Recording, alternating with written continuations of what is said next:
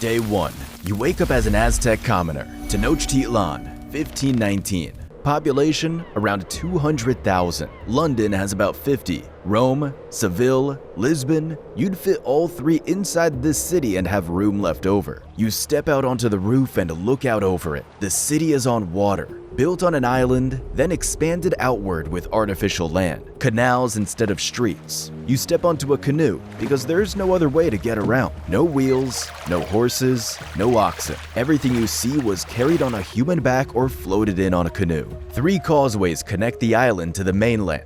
Each one has removable wooden bridges. Pull them up and the city becomes unreachable. It is the single best defended city in the hemisphere, and it was built on a swamp nobody else wanted. Fresh water arrives through an aqueduct from Chapultepec, 4 kilometers of clay-lined channel built as a double channel, so one side can be shut off and cleaned while the other keeps flowing. Redundancy. In 1519, the lake around you is salty, so the Aztecs built a 16-kilometer dike across it, splitting the water in half, salt on one side, fresh on the other, to protect the crops. The crops sit on chinampas, rectangular garden beds staked into the lake bed, nutrient-rich, permanently irrigated, and so productive they yield up to 7 harvests a year. This is the most efficient farmland on the planet right now, and it's clean. 1,000 men sweep the streets every day. Human waste isn't dumped. It's collected in canoes and sold, fertilizer for the chinampas. The rest goes to the tanners. You watch them load the canoes and realize you can't smell anything. No rot, no waste, nothing. Meanwhile, in Europe, they're throwing it out the window. Day 2. Morning routine. You bathe daily. Everyone bathes daily. There are public bathhouses in every neighborhood. There's also the Temazcal, a low, domed steam bath, heated with volcanic rock, used for cleansing, for medicine, for childbirth. You'll use it once or twice a week. The Spanish will find this deeply strange. Their own doctors currently believe bathing opens the pores and lets disease in. To the Aztecs, Europeans will smell like death, not as an insult, as an observation. Breakfast. Atole, corn porridge, thickened, spiced with chili. Tortillas cooked on a clay griddle. Beans, tomatoes, squash, amaranth. Foods Europe has never tasted. The nobles drink chocolate, ground cacao, whipped to a foam, cut with vanilla and chili. Bitter, dark, unsweetened. You can't afford it because cacao beans aren't just food, they're money. A tamale costs 1 bean. An avocado, 3. A turkey, around 100. Larger purchases are paid in quachli, standardized cotton cloaks, or copper axe blades. You work the chinampa until the afternoon, and when the day is done, you do not go drinking. Get caught drunk in the street once, and your head is shaved in the plaza while the crowd jeers. Get caught again, and the penalty is death. For a noble, death comes on the first offense. The exception, you turn 70, and you can drink as much as you like, whenever you like, publicly, nobody will say a word. Day 3. Market day. You take a canoe north to Tlatelolco. The Spanish will count 60,000 people in one day in one square. They will describe it as the largest market they've ever seen. Soldiers who had walked Rome and Constantinople said they'd seen nothing like it. It's organized, ruthlessly. Every product has its own section, and you cannot sell outside your section.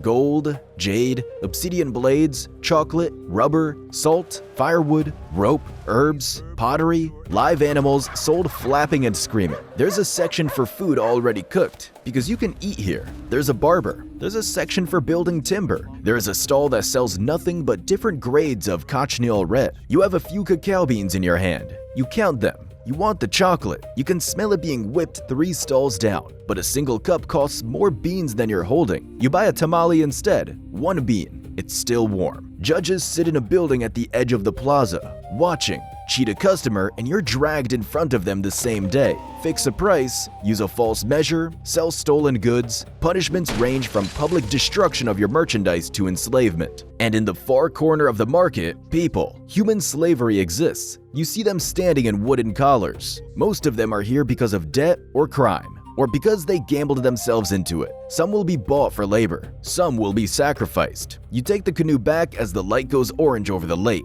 You try not to think about the slaves. Day 4. Your children go to school. School is mandatory for every child. Noble, commoner, boy, girl. There is nowhere else on earth in 1519 where this is true. Your son goes to the House of Youth, history, religion, songs, public works, weapons. He will be trained to fight, and he will be sent to war carrying another man's shield until he's earned the right to a spear. Every child also attends the House of Song, singing, dancing, and instruments every evening. Attendance is compulsory. Skipping it is a crime. Your daughter learns weaving, ritual, and household management. She may also learn medicine, and Aztec medicine is not superstition. They classify hundreds of medicinal plants and know what most of them do. They set broken bones with splints and resin. They stitch wounds with human hair. They drain abscesses. They know that a maguey sap poultice slows infection. Their scalpels are obsidian, volcanic glass, flaked to an edge a few molecules thick, sharper than the steel scalpels in your hospital today. And skulls from older civilizations in the same highlands have neat holes cut through them, with bone regrowth around the edges, meaning the patient lived. Surgery in this part of the world is an old tradition. Day 5. Temple duty. You climb the Templo Mayor. 2 shrines at the top, Tlaloc, who brings the rain, Huitzilopochtli, who is the sun and the war god. The steps are dark, not with shadow. Yesterday, 4 captured warriors were brought to the summit, held down over a stone, opened below the ribs, the heart lifted out and shown to the sun. The logic is not madness, it's cosmology. The sun is losing a war against the darkness every single night. It runs on human blood. Stop feeding it and it stops rising, and everything ends. The Aztecs are not killing for pleasure. They believe they are holding up the sky, so they need captives constantly. Not everyone dies as a stranger. Every year,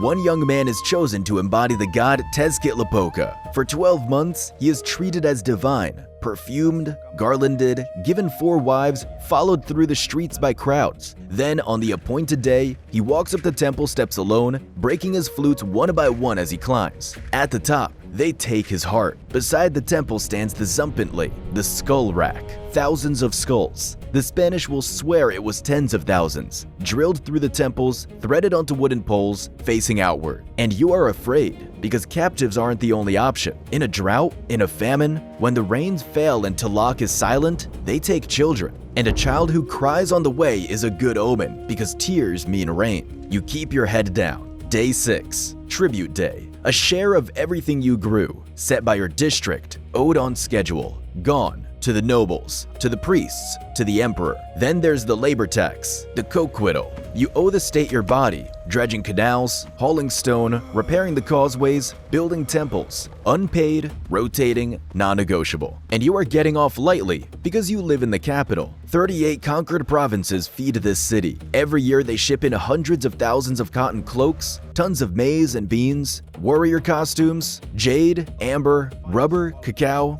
jaguar pelts, and alive eagles. Those provinces hate you. Remember that. It will matter. The system is rigid, but it is not sealed. Capture 4 enemy warriors alive in battle, and you can be raised into the nobility. A commoner can end up in a jaguar pelt or an eagle helmet, eating at the palace with land and a title. You could also gamble your way out. Patoli, a board game played with beans and the national vice. Men bet cloaks, houses, and eventually themselves. This is how a lot of those collars in the market get filled. Day 7, and the city is talking about one thing. Something landed on the coast. Towers, floating on the water, men with hair on their faces, animals that a man can sit on, weapons that make thunder and kill from a distance. The reports come in through the messengers, the coastal provinces. They contradict each other. They keep arriving. People say there have been signs, a column of fire in the night sky, the temple burning without a cause, the lake rising when there was no wind. In the palace, Moctezuma, the most powerful man in the Americas, ruler of 5 to 6 million people, is weighing his options. He sends emissaries. He sends gold, hoping it will be enough, and gold is exactly the wrong thing to send. There are 500 Spaniards, 16 horses. They will be joined by tens of thousands of Tlaxcalans and Totonacs, the people this city has been raiding for captives for 100 years, who have been waiting a very long time for someone to hand them a reason.